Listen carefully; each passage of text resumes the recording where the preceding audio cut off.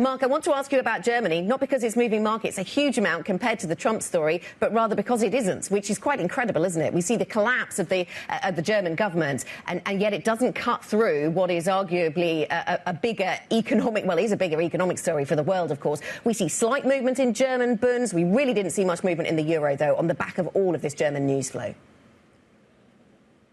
Yeah, that's absolutely right, Anna. It's had a very little market impact so far. So why is that? One is the story around Germany was already extremely negative. From a market's point of view, this was not a government that was covering itself in glory. So its collapse doesn't really change the situation. It could be seen as positive that we can only probably go a better situation from here, except that's still many months away. And I think it just kind of adds to this idea that, hey, Germany is in a tough place economically, tough place from markets' point of view, and therefore entrenches the narrative that was already in markets. You've got to remember, before this happened yesterday, the euro was the weakest currency, or one of the weakest currencies in the world in the wake of the Trump election, because this idea that Trump's policies, his tariffs, not only will boost the dollar, but they'll be quite damaging for European economy and particularly the German economy. Remember, tariffs are bad for global trade, and the European economy and the German economy is much more dependent on global trade. It's a much more open economy than the US is.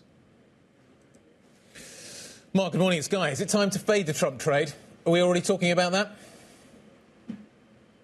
Sorry, I didn't hear that. Sorry. Fade. Is it time to fade the Trump trade?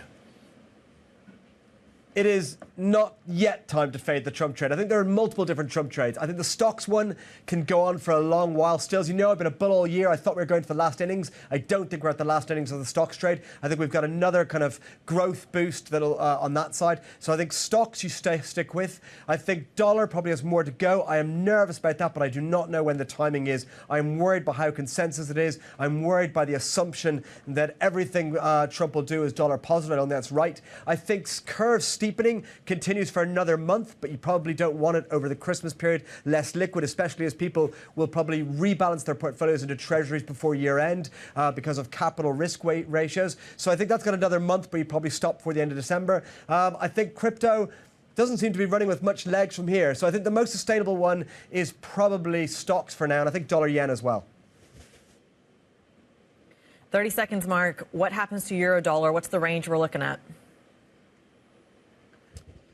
I'm hearing a lot of people talk about parity. I think that euro, I stay very, very negative. But I actually think that for 2025, I'd feel more comfortable being bearish euro on the crosses, because I think that the dollar component is much more volatile. And at some point, I'm going to want to fade this dollar strength. Not yet sure, but I can't work out whether that's 1 month from now or 3 months from now. So euro dollar, maybe 103 next year.